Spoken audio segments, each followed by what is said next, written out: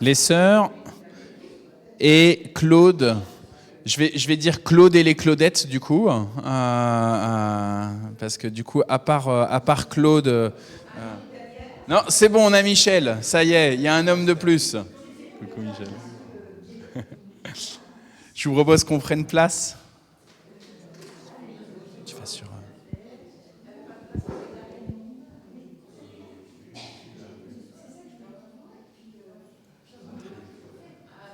Parfait, Esther.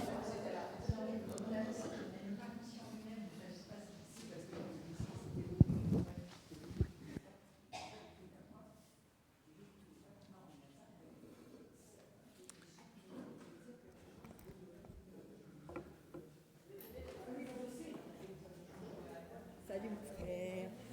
Qu'est-ce que t'es gentil. Tu nous mets toujours des temps gentils petits mots. Tu en mets à tout le monde comme ça. T'en as mes 25. Mais ça me touche.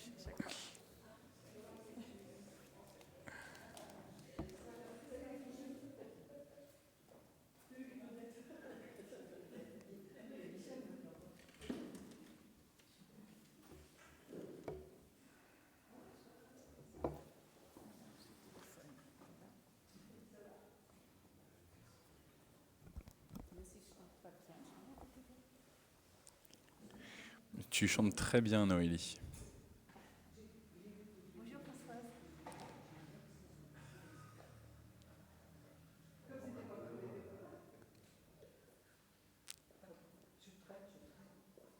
Tu salues, hein. C'est pas pareil, hein. C'est pas traîner, c'est saluer.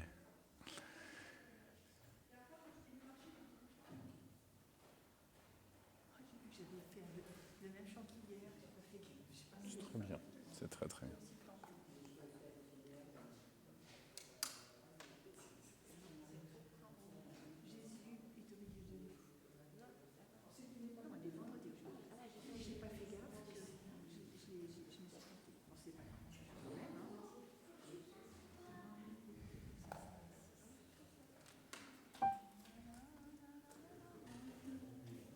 Maintenant, elle voit tout, hein.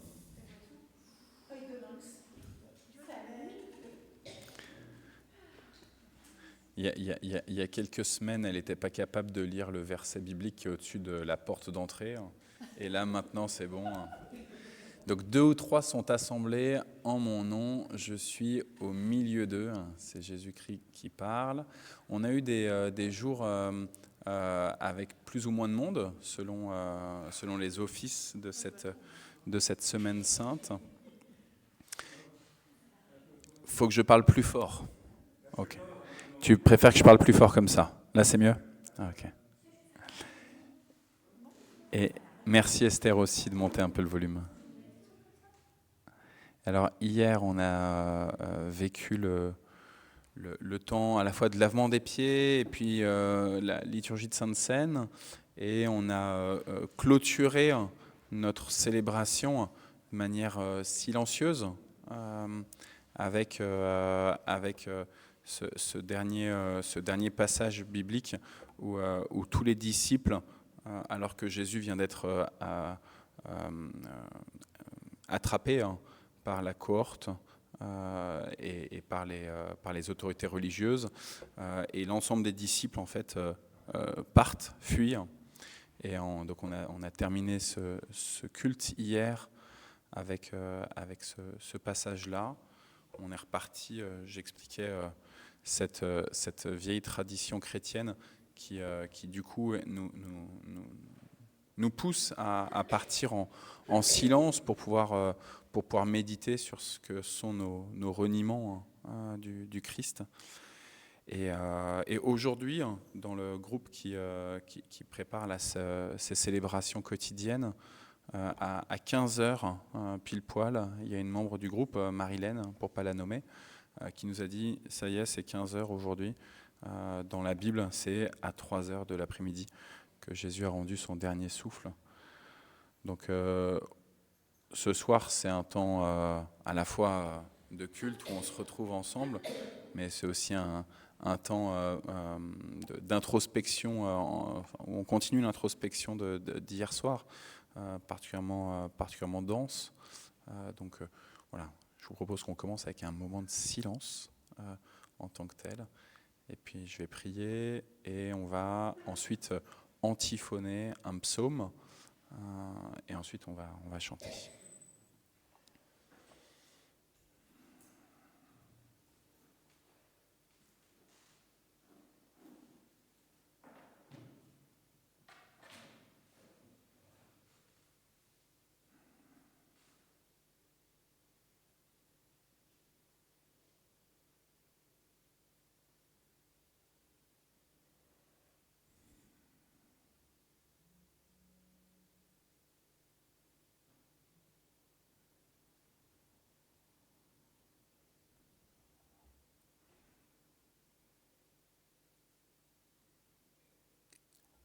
Seigneur, après le reniement par tes disciples, après leur fuite, tu t'es trouvé seul. La foule était nombreuse autour de toi, mais seul avec toi-même. Où est Dieu? Où est ton Père? On t'a insulté, on t'a bousculé, on t'a frappé, on t'a maltraité, on t'a injurié, on t'a craché dessus, on s'est moqué de toi.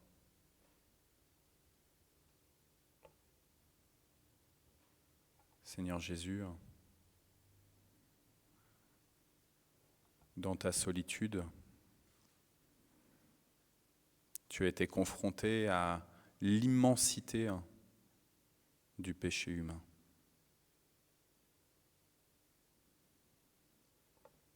Alors que tu nous as permis de nous trouver ici, en ton nom, comme le dit ces quelques mots que nous avons lus au-dessus de la porte d'entrée. Alors que nous sommes réunis en ton nom pour te célébrer, nous reconnaissons, Seigneur, que si nous avions été présents, nous aussi, ce jour-là, ce vendredi-là,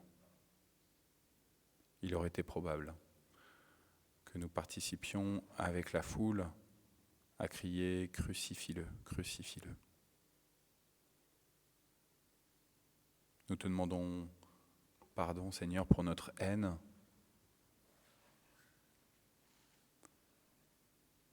Nous te demandons pardon pour cette violence qui nous habite.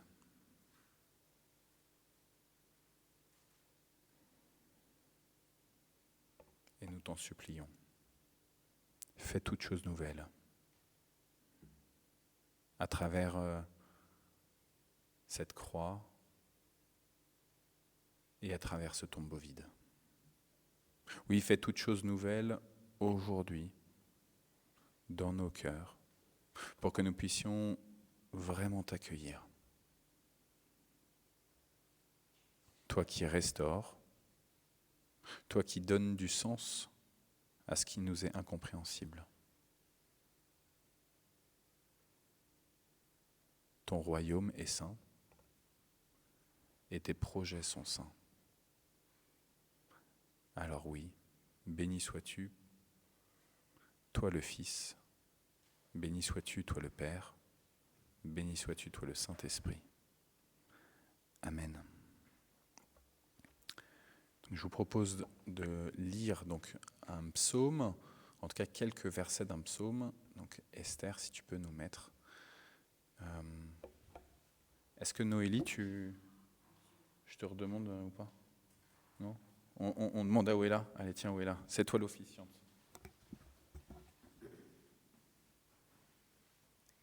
Mon Dieu, toi que je loue, ne garde pas le silence.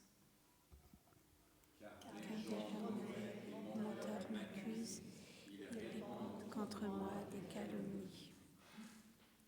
Leurs discours haineux m'assaillent de tous côtés, ils me font la guerre sans raison.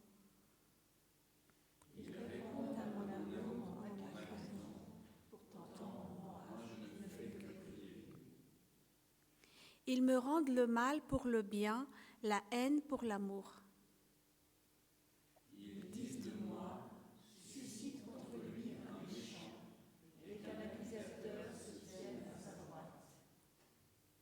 à l'issue de son procès, qu'il soit reconnu coupable et que sa prière soit considérée comme péché.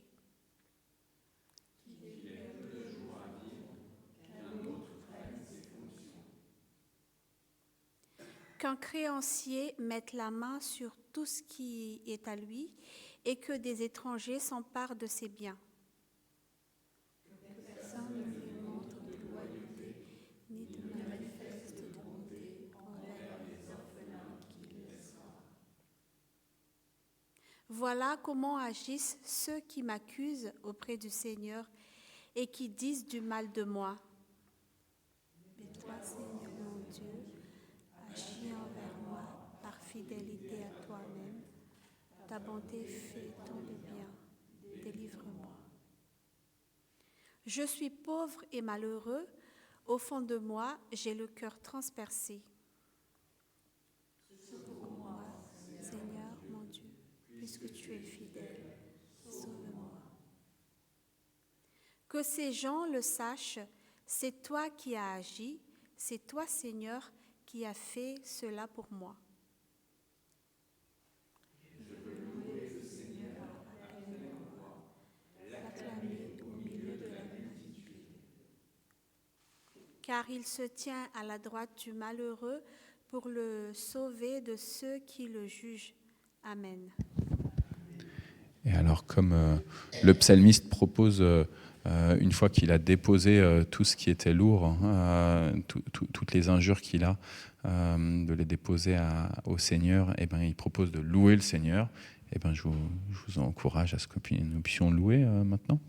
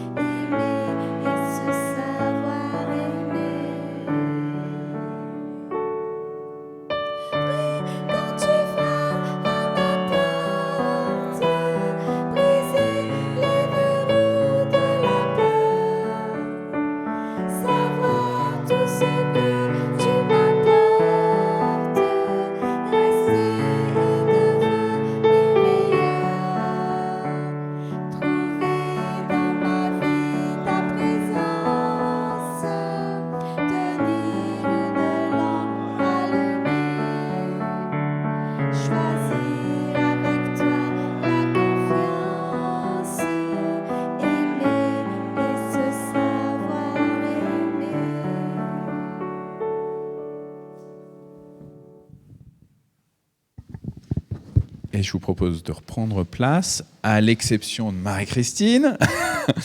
Comme ça, on va tout de suite passer à la liturgie de la parole. D'autant que, Marie-Christine, tu as un certain nombre de versets à nous indiquer. Donc, voilà.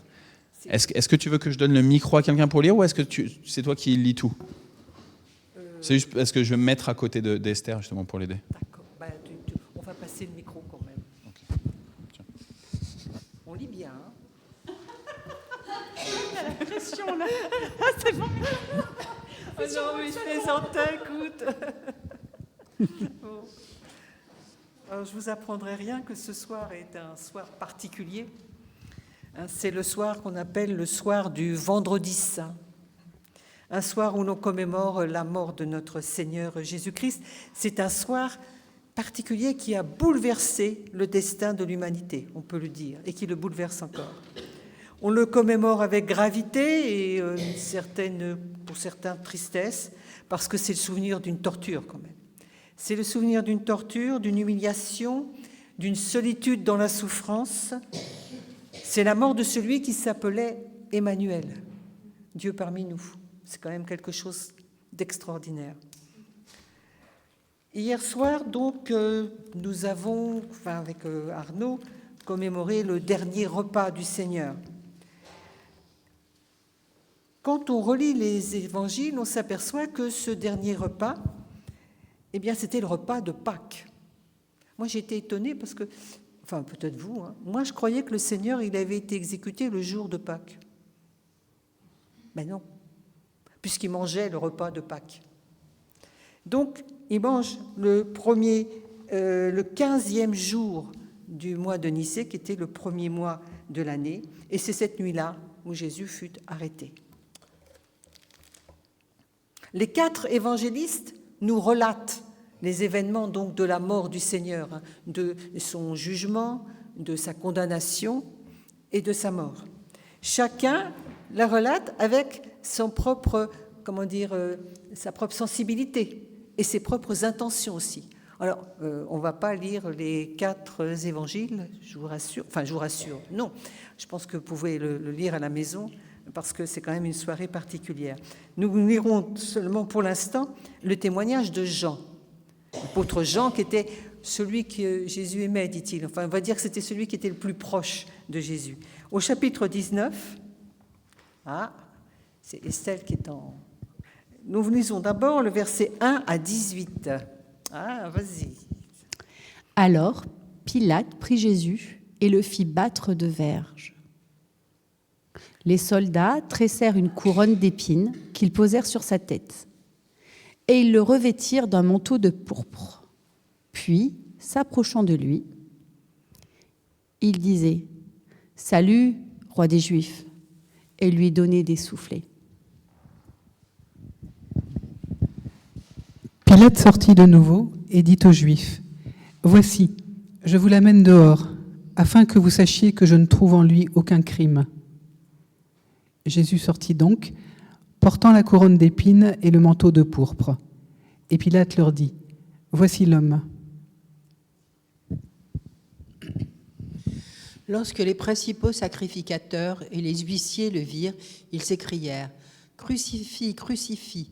Pilate leur dit : « Prenez-le vous-même et crucifiez-le, car moi, je ne trouve point de crime en lui. »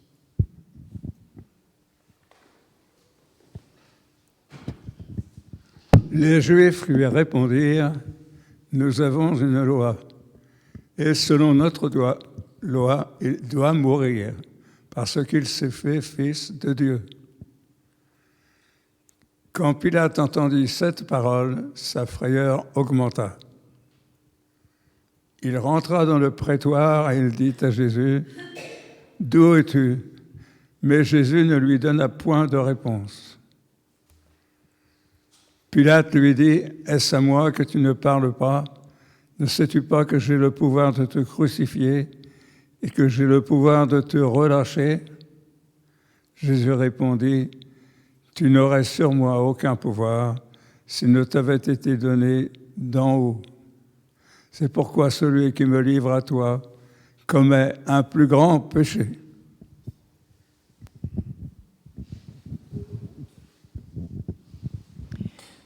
Dès ce moment, Pilate cherchait à le relâcher. Mais les Juifs criaient « Si tu le relâches, tu n'es pas un ami de César. Quiconque se fait roi se déclare contre César. » Pilate, ayant entendu ces paroles, amena Jésus dehors, et il s'assit sur le tribunal, au lieu appelé le pavé, et en hébreu Gabata. C'était la préparation de la Pâque, et environ la 6e heure. Pilate dit aux Juifs, « Voici votre roi. » Mais ils s'écrièrent, « Ôte, ôte, crucifie-le. » Pilate leur dit, « Crucifierai-je votre roi ?»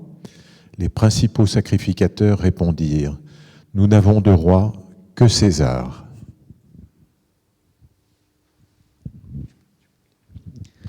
Alors il leur livra pour être crucifié. Ils prirent donc Jésus et l'emmenèrent. Jésus, portant sa croix, arriva au lieu du crâne qui se nomme en hébreu Golgotha. C'est là qu'il fut crucifié et 2 autres avec lui, un de chaque côté et Jésus au milieu. On continuera ensuite avec le verset 25 à 30. Oui, c'est ça, Estelle. Près de la croix de Jésus se tenaient sa mère et la sœur de sa mère, Marie, femme de Clopas, et Marie de Magdala.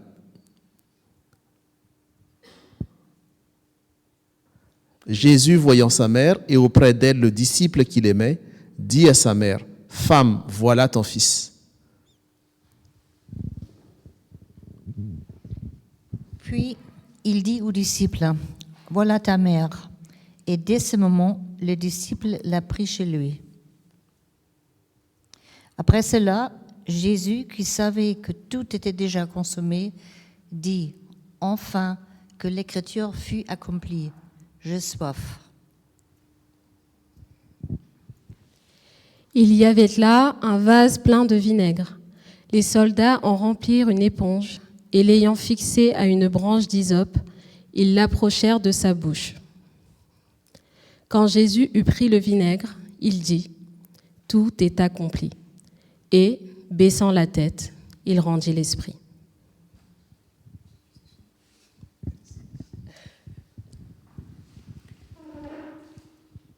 Jésus. Il y aura d'autres lectures. Garde-la, tes vies, il y aura d'autres lectures.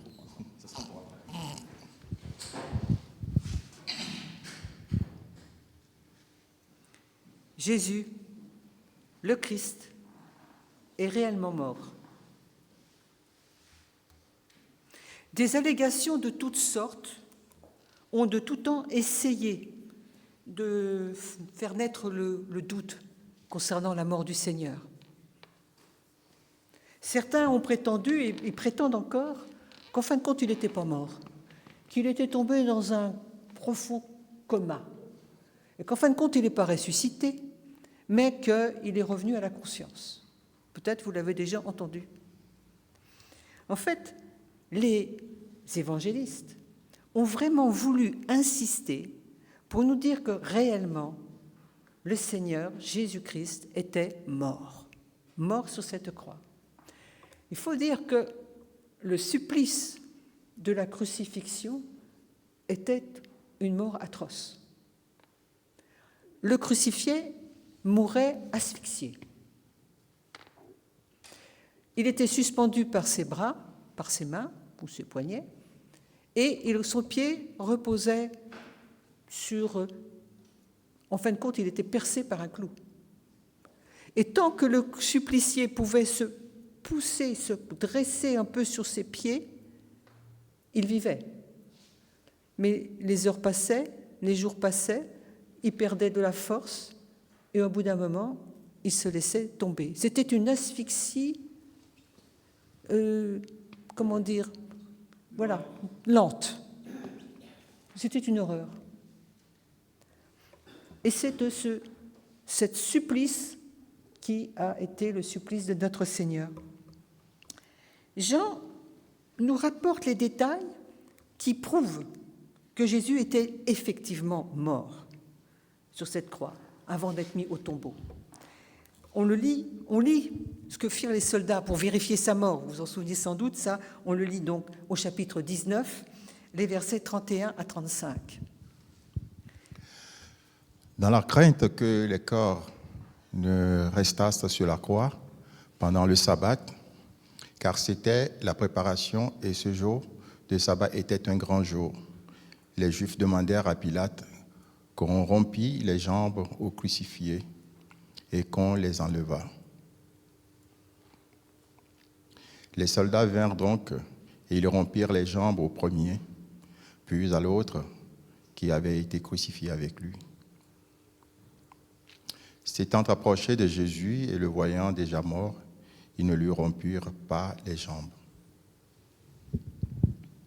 Mais un des soldats lui perça le côté avec une lance, et aussitôt il sortit du sang et de l'eau.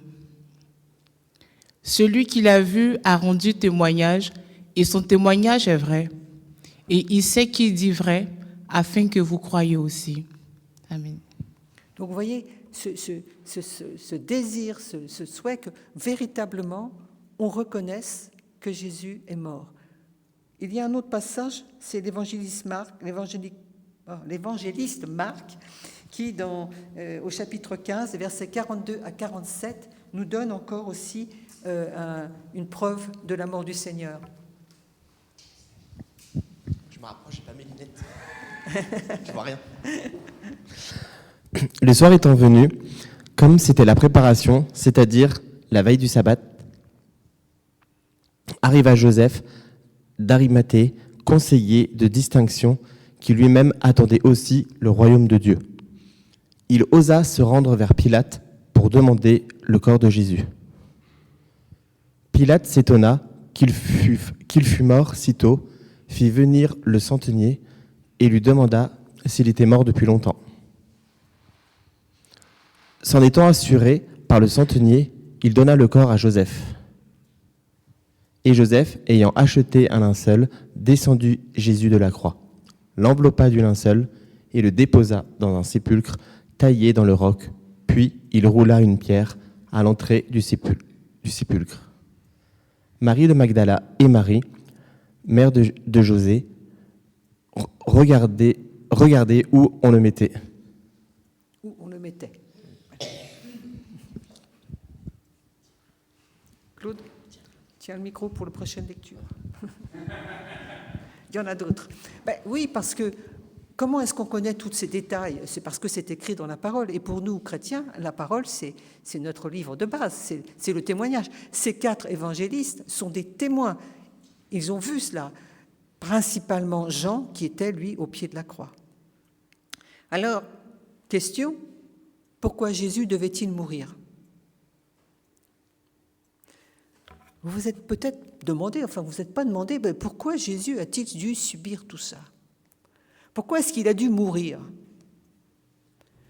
Dieu, il ne pouvait pas racheter l'humanité d'une autre façon? Il était fils de Dieu et pourtant, il a été crucifié. Il a subi une accusation mensongère, il a subi le fouet, les coups, la torture. Pourquoi? D'ailleurs, au pied de la croix, des témoins qui étaient là se moquaient de lui. Lui qui se nommait fils de Dieu. Ils disent « Sauve-toi toi-même. Si tu es le fils de Dieu, descends de la croix. » Les principaux sacrificateurs, les scribes, les anciens, se moquaient aussi de lui. Ça, c'est dans Matthieu 27, au verset 38 à 44, si vous voulez le voir. Ça va? C'est pas grave, on va continuer. Il se moquait de lui, il disait... Pardon, c'était pas celui-là, mais c'est pas grave. Si, c'est ça, oui, pardon. Bon, je vais continuer. Si les rois d'Israël, qui descendent de la croix, et nous croirons en lui, il s'est confié en Dieu, que Dieu le délivre maintenant, s'il l'aime. Déjà, il souffrait. Déjà, il était humilié. Et en plus, ces gens qui passaient, au lieu d'avoir un peu de compassion pour ce pauvre homme qui était là en train d'agoniser, il se moquait de lui. Pourquoi Jésus devait-il mourir? Il fallait qu'il en soit ainsi. D'après les décrets éternels de Dieu, il fallait que le Seigneur soit tué. Les décrets de Dieu sont définitifs, ils doivent s'accomplir. Souvenez-vous de ce qui s'est passé à la Genèse. Adam, je dirais que c'est le prototype de l'humain. Il a choisi de vivre sa propre vie. Il a choisi de connaître et d'expérimenter le bien et le mal comme lui le pensait. Il n'a pas voulu obéir à la volonté de Dieu. Il a choisi donc sa propre volonté, et je dirais, il en est mort. L'homme, créé à l'origine pour être immortel, a refusé cette immortalité, il est mort. Perdu pour Dieu. Tous les êtres humains maintenant, alors je vais vous dire des choses, c'est quand même le soir du vendredi saint, c'est pas très gai, mais tous les êtres humains sont voués à mourir. Josué disait à la fin de sa vie, alors qu'il allait mourir, il dit « Voici, je m'en vais maintenant par le chemin de toute la terre. » Malheureusement, quand on met un enfant au monde, on le voue à un jour disparaître, mourir. La race humaine s'est donc trouvée ainsi contaminée par cette contagion de la mort. De génération en génération, cette condamnation s'est continuée, je dirais même jusqu'à nos jours. Les êtres humains, bien qu'étant sur pied, pour Dieu, sont déjà morts. Jésus, quand il y a un jeune homme qui voudrait le suivre, mais il lui dit « Attends, laisse-moi d'abord enterrer mon père ». C'était quand même justifié, quand même. Et Jésus lui répond « Suis-moi, laisse les morts enterrer les morts ». C'est dur comme parole, quand même. C'est dur. Cet état de mort programmé était bien réel aux yeux de Dieu. Et pourtant, Dieu ne veut pas qu'aucun périsse. Dans son éternité, Dieu, il a déjà, je dirais, vu tout cela. Il a déjà connu que l'homme allait pécher. Il a déjà connu tout le destin de l'humanité. Et Dieu avait pourvu un remède contre cette contagion de mort. Un remède. Jésus. Mais Jésus, le Christ, était le remède que Dieu avait prévu déjà avant la fondation du monde pour le salut de l'humanité. Alors, moi, je voudrais dire qu'on a le droit de s'interroger sur ce que nous disent les Écritures. On a le droit de s'interroger sur ce que dit un prédicateur. Si vous lisez les psaumes, vous voyez que souvent, David, il se révolte. Souvent, il interroge le Seigneur. Et puis moi, je dirais que dans nos partages bibliques, il n'est pas rare qu'on discute et que certains ou certaines disent « moi, je ne comprends pas, je ne suis pas d'accord ». C'est permis. Alors moi, je me suis souvent dit qu'il était difficile d'accepter que Dieu le Père ait envoyé son Fils pour subir la condamnation qu'il avait lui-même proclamée. Je me disais, il aurait quand même pu y aller lui-même, plutôt que d'envoyer son Fils. Non, mais sincèrement, il reste là, bien tranquille, au ciel, pendant que son, fiston, subit toutes ces souffrances, toute cette horreur, déjà de sa vie terrestre, qui n'a pas été forcément facile, et puis de sa condamnation et de sa mort. Ça m'a turlupiné pendant longtemps. Je me suis posé cette question. Et puis un jour, j'ai compris. Un jour, j'ai compris, Dieu y est allé lui-même. Dieu y est allé lui-même. Il est allé lui-même pour racheter cette humanité qui était condamnée d'après son propre décret, parce que Dieu, il fallait qu'il obéisse à ses décrets. Donc, il y est allé lui-même. L'appellation « Fils de Dieu » peut-être nous interroger. Mais il faut bien se souvenir que « Fils de Dieu », ça ne veut pas dire...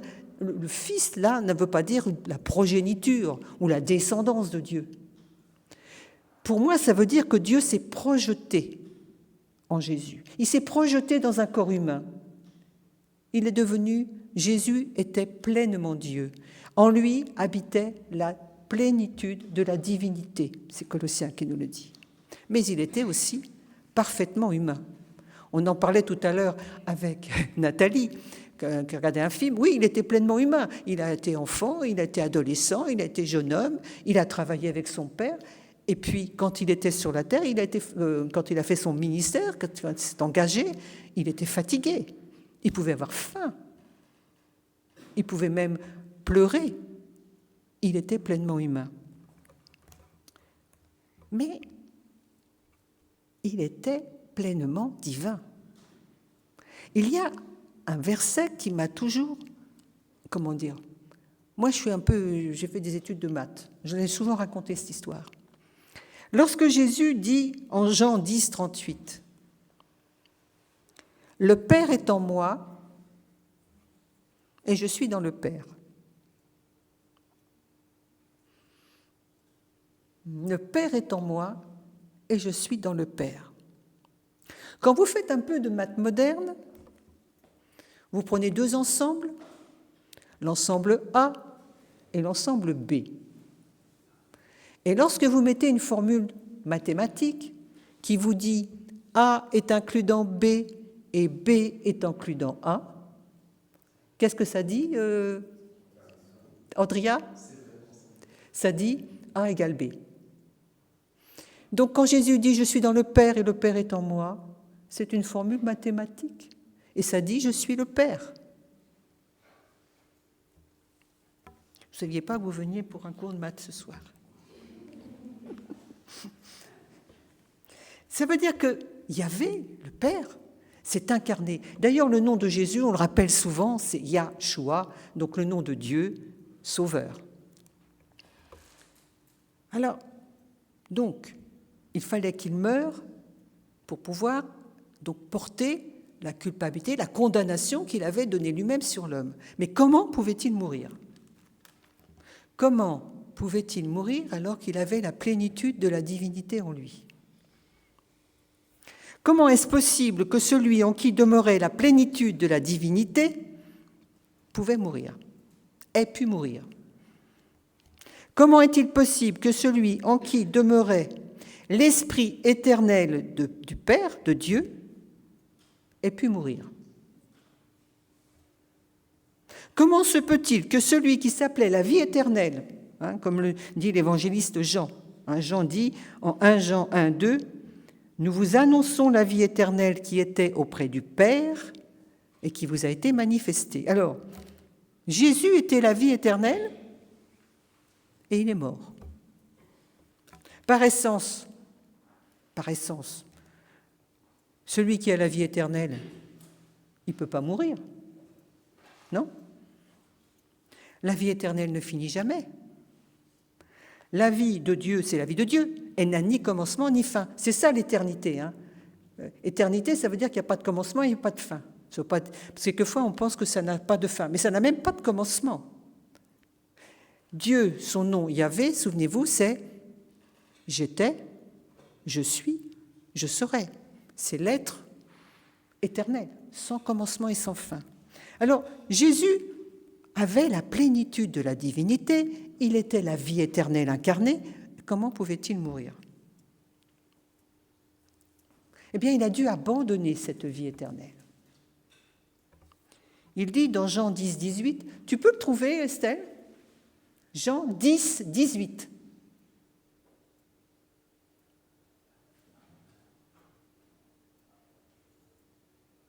C'est pas facile parce qu'il y a beaucoup de textes. Il y a...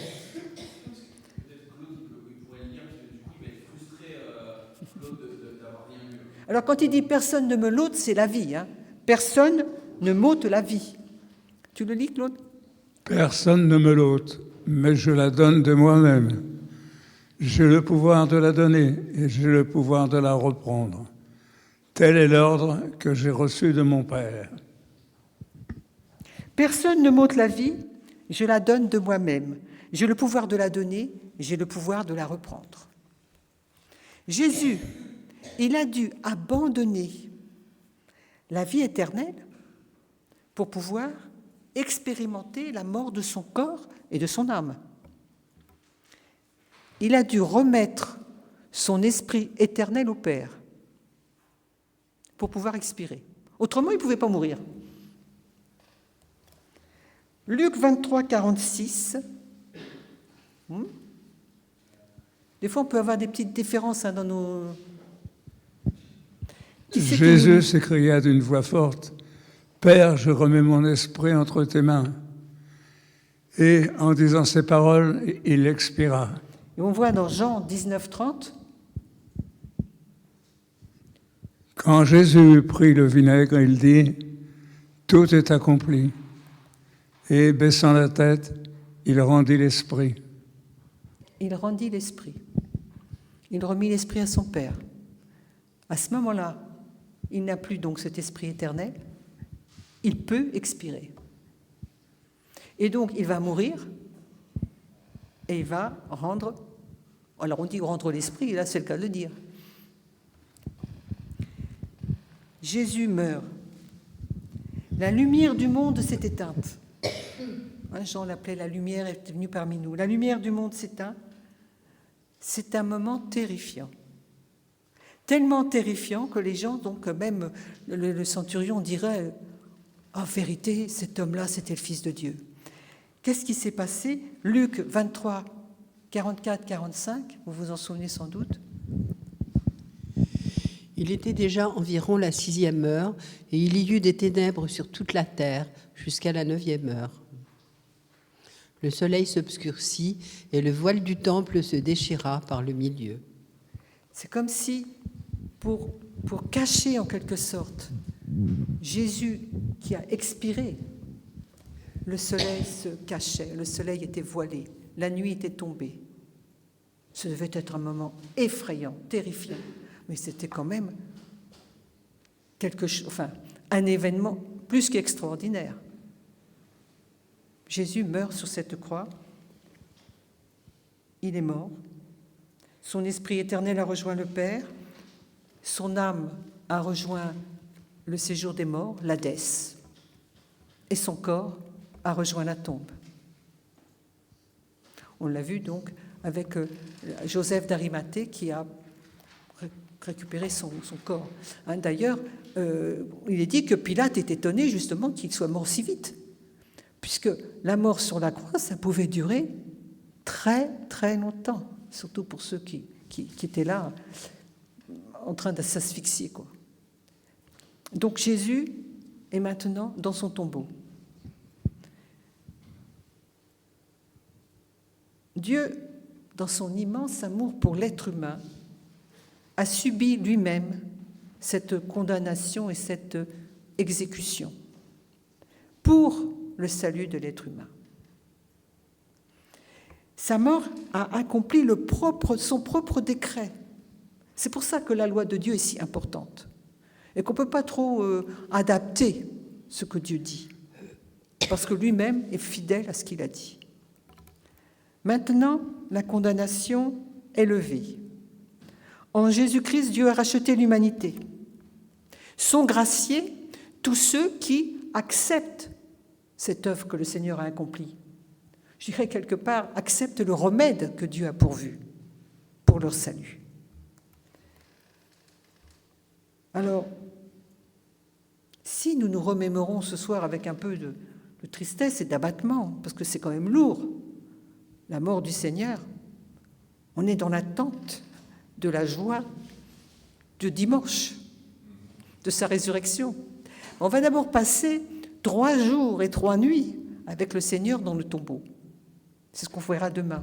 C'est le 2e épisode du feuilleton, excusez-moi de vous dire ça. Voilà. Et que le Seigneur véritablement nous visite et nous permette d'appréhender. C'est quelque chose de tellement grand que Dieu soit venu lui-même dans un corps humain pour vivre ça, c'est trop grand. Il faut vraiment le méditer et puis que le Saint-Esprit nous permette de l'approprier. Amen. J'ai pas été trop longue.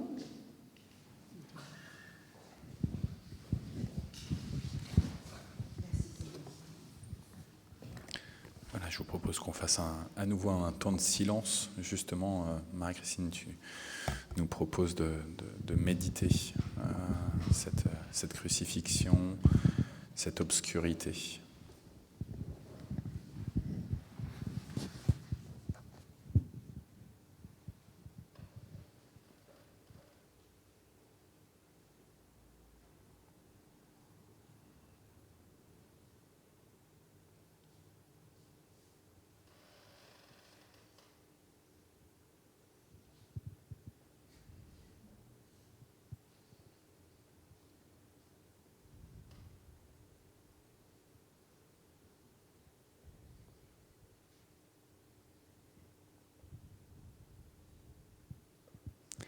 Seigneur notre Dieu, lorsque nous allumons la télé, que nous allumons la radio, nous entendons mauvaises nouvelles sur mauvaises nouvelles.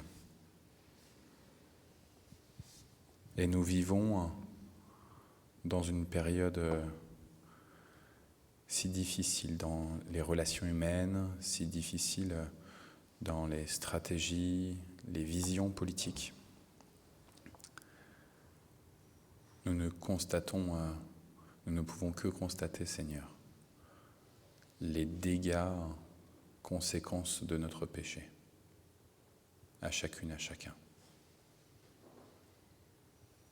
Et pourtant, Seigneur, cette obscurité dans laquelle nous nous trouvons en ce moment, en 2025, elle est encore bien trop lumineuse par rapport à celle qui eut lieu le vendredi saint, le jour de cette crucifixion de ton Fils. Alors Seigneur, nous voulons d'abord te remercier de nous permettre d'avoir encore un peu de lumière ici-bas, de nous donner encore un peu de souffle, encore un peu d'espérance. Et nous voulons te supplier, Seigneur. Permets à chacun, chacune de tes créatures de découvrir à quel point il est partie prenante de ce climat délétère, de cette atmosphère nauséabonde. Nous te supplions, Seigneur, pour la conversion de chacune et de chacun. Envoie ton esprit, Seigneur, sur ceux qui nous offensent, sur ceux qui nous rejettent, sur ceux qui nous insultent, sur ceux qui nous veulent du mal. Oui, nous te prions pour tous les persécuteurs, ceux qui nous font du mal à nous, qui sommes réunis dans ce temple, mais aussi tous ceux qui font du mal à ton Fils et à son épouse, l'Église. Nous te prions, Seigneur, oui, pour tous les bourreaux de l'Église persécutée. Touche leur cœur, s'il te plaît. De la même manière que tu as touché les yeux, le cœur de Saül, et que tu as fait de cet homme un missionnaire de ton royaume. Nous te prions pour la transformation radicale de tous ceux qui se sont moqués ou qui se moquent de la foi chrétienne. Nous voulons te prier aussi pour tous ceux qui utilisent ton nom en vain. Tous ceux qui, comme une bannière, comme un étendard, brandissent ton nom, mais pour finalement vivre iniquité sur iniquité. Nous te demandons pardon, Seigneur.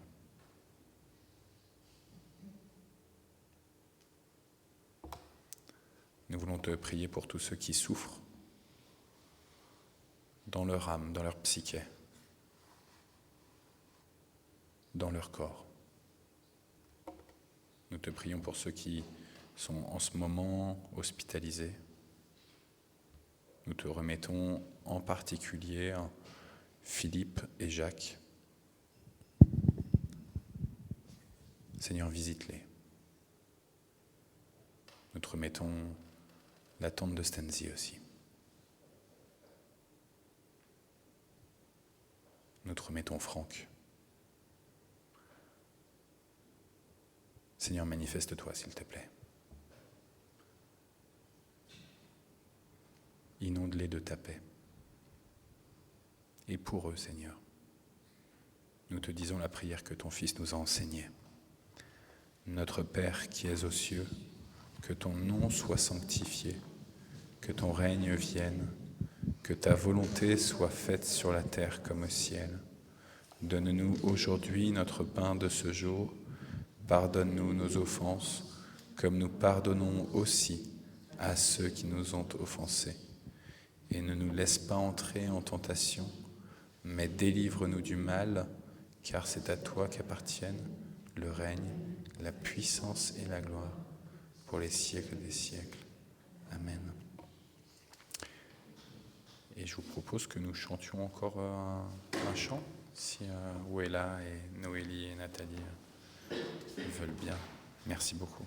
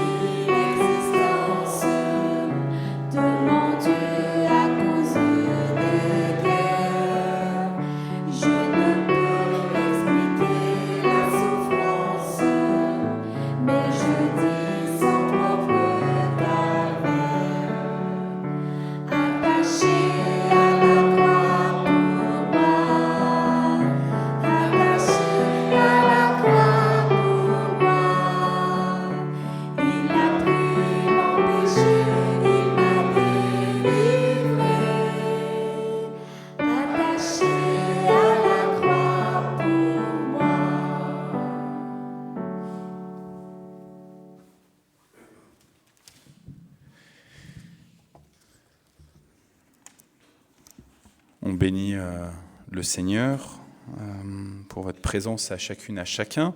En particulier, j'ai été prendre mon téléphone exprès On bénit le Seigneur pour la présence d'Anta, de Philippe, de Dorothea, de Patrick et de Tatiana, notre ancienne paroissienne qui est repartie en Afrique il y a 5-6 ans maintenant. Donc on bénit le Seigneur pour votre présence ici au temple et pour ceux qui sont connectés par Facebook.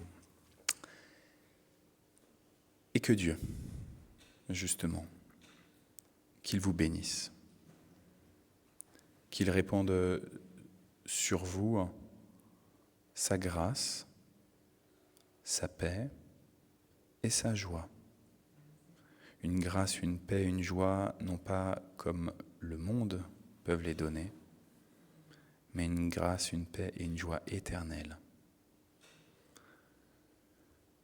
Oui, qu'il vous remplisse de son souffle nouveau.